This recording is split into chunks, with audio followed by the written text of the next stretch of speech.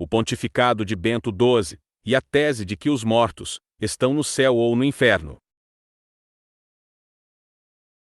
Bento XII foi papa entre os anos de 1334 e 1342, e seu pontificado ficou marcado pela tese de que as almas dos cristãos que morreram vão imediatamente para o céu, sem a necessidade da volta de Yeshua, ou do juízo final de Deus.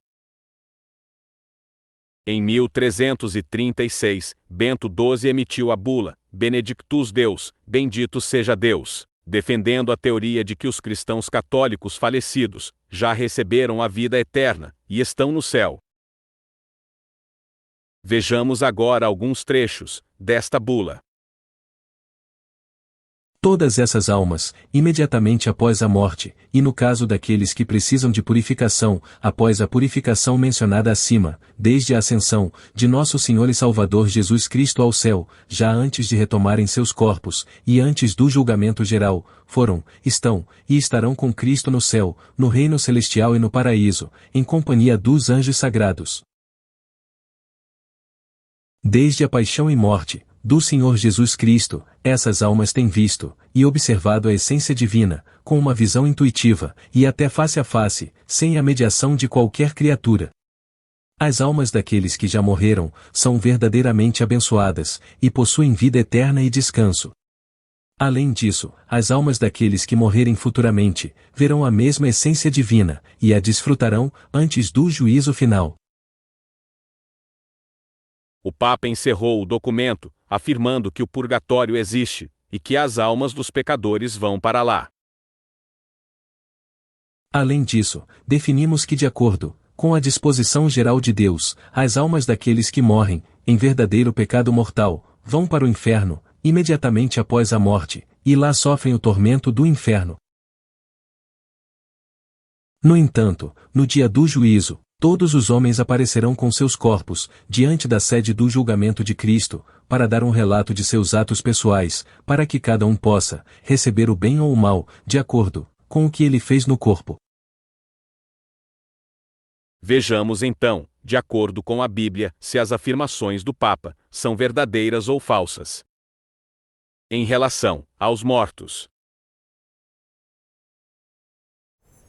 Os mortos não louvam o Senhor, nem os que descem à região do silêncio. Nós, porém, bendiremos o Senhor, desde agora e para sempre. Aleluia. Salmos 115, versículos 17 e 18. Porque os vivos sabem que hão de morrer, mas os mortos não sabem coisa nenhuma, nem tampouco terão eles recompensa, porque a sua memória jaz no esquecimento. Amor, ódio e inveja, para eles já pereceram, para sempre não têm eles parte em coisa alguma, do que se faz debaixo do sol. Tudo quanto te vier à mão para fazer, faze-o conforme as tuas forças, porque no além, para onde tu vais, não há obra, nem projetos, nem conhecimento, nem sabedoria alguma. Eclesiastes capítulo 9, versículos 5, 6 e 10. O homem, porém, morre e fica prostrado, expira o homem, e onde está? Como as águas do lago se evaporam, e o rio se esgota e seca, assim o homem se deita, e não se levanta, enquanto existirem os céus, não acordará, nem será despertado do seu sono. Jó capítulo 14, versículos do 10 ao 12. Em relação aos mortos, a teoria do Papa está errada, pois as Escrituras Sagradas nos ensinam que os mortos não sabem de nada, e que não há um purgatório, porque se tal lugar realmente existisse, os pecadores sofreriam nele. Muitos podem utilizar a parábola O Rico e Lázaro para afirmar que há um purgatório, porém ela é apenas um ensinamento simbólico deixado por Yeshua para que todos busquem a salvação enquanto estão vivos, sendo que após a morte, isso já não é mais possível.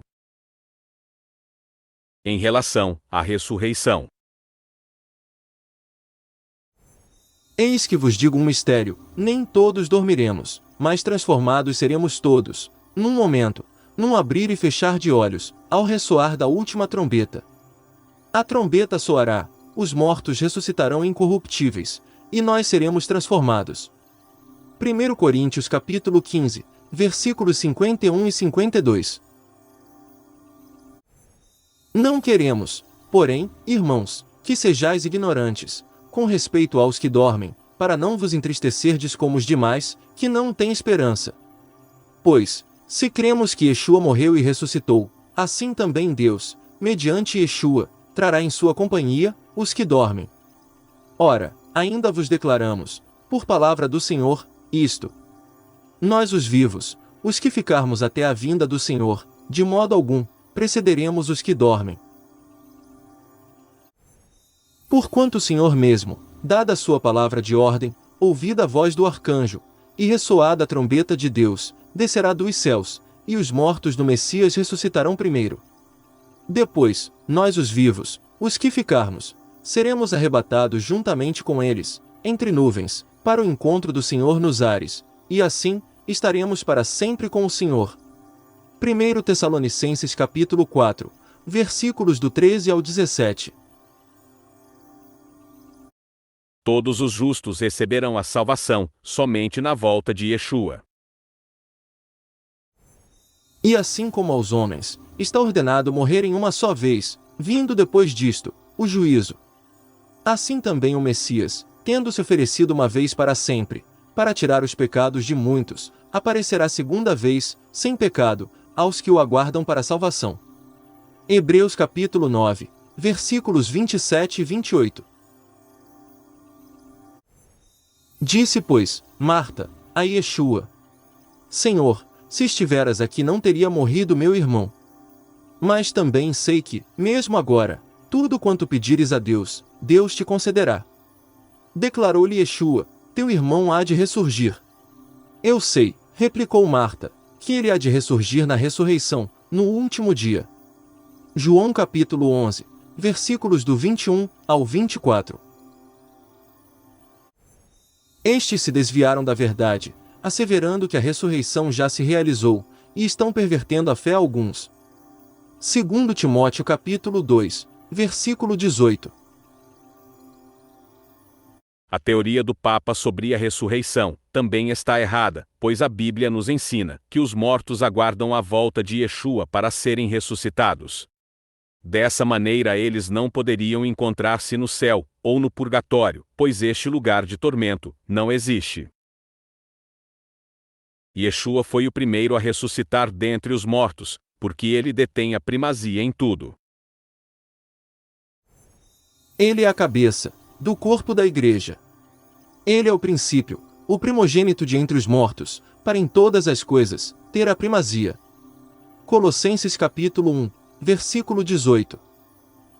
Ora, ninguém subiu ao céu, senão aquele que de lá desceu, a saber, o Filho do Homem, que está no céu. João capítulo 3, versículo 13. Yeshua foi o primeiro a ressuscitar e a subir ao céu, e somente em sua segunda vinda é que todos os escolhidos ganharão a salvação, ou seja, a vida eterna. Então, de acordo com o papado, como os profetas ou servos do Senhor, já obtiveram a salvação, e estariam morando no céu. Esta é uma questão muito fácil de se responder, para todos aqueles que leem e seguem fielmente a palavra de Deus. A ressurreição dos mortos, incluindo os profetas, acontecerá somente na volta de Yeshua. Quanto a mim, estou sendo já oferecido por libação, e o tempo da minha partida é chegado. Combati o bom combate, completei a carreira, guardei a fé. Já agora, a coroa da justiça me está guardada, a qual o Senhor, reto juiz, me dará naquele dia, e não somente a mim, mas também a todos, quantos amam a sua vinda. 2 Timóteo capítulo 4, versículos do 6 ao 8. A respeito do juízo final, do único e magnífico Deus. Vi um grande trono branco, e aquele que nele se assenta, de cuja presença fugiram a terra e o céu, e não se achou lugar para eles. Vi também os mortos, os grandes e os pequenos, postos em pé diante do trono. Então, se abriram os livros. Ainda outro livro, o livro da vida, foi aberto. E os mortos foram julgados, segundo as suas obras, conforme o que se achava escrito nos livros. Deu o mar, os mortos que nele estavam. A morte e o além, entregaram os mortos que neles havia.